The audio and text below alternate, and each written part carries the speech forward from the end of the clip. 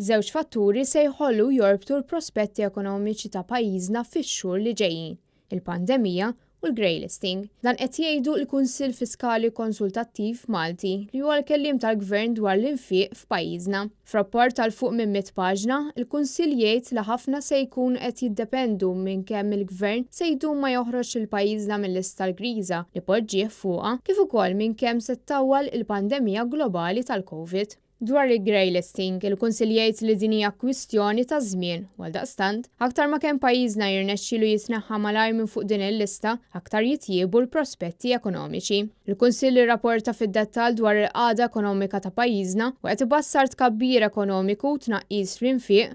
Madankollu, enfasizza l-fatt li d-dewmien fuq il-Greylisting jista' jħalli l-impatt negattiv fuq pajjiżna. Ir-rapport ibbaża tbassir ekonomiku għal pajjiżna bbażi tal-fatt li l-pandemija se tkun qed tmajna fuq skala globali tul l-2022. Il-Kunsill jgħid li dan huwa fattur li wieħed ma jista' jkollu l-ebda ċertezza dwaru. Is-sena li għaddiet il-Gvern nefaq ammont sostanzjali ta' flus biex jiġġieled l-impatt negattiv tal-pandemija. Madankollu, issa huwa kommess li dan l-infiq jitwaqqaf. Iżda kif il-pandemija fl-aħħar ġimgħat uriet li mhux se tkun qed terħi mis-saħħa tagħha u għall-kuntrarju qed jerġgħu jisplodu n-numri tal-każijiet, il-Gvern kien kostret jestendi l-wage supplement għal xahar ieħor, jiġifieri sa Jannar tas-sena ġdida. Jekk dan l-infiq ikompli matul is-sena, il-pjanijiet tal-Gvern li jnaqqas id-differenza bejn id-deficit u l-GDPR se jisfaxxaw fix-xejn. Fl-2021 biss, il-Gvern nefaq 1,000 miljun euro aktar milli kien stmat, fattur li kompla żied sew id-dejn fl-ogħla livelli li qatt kellna. Dan sar magħruf meta fl-aħħar seduta tal-Parlament għal din is-sena, il-Ministru tal-Finanzi Klajt Karwana ressaq mozzjoni supplementari fl-aħħar ħin biex ġew approvati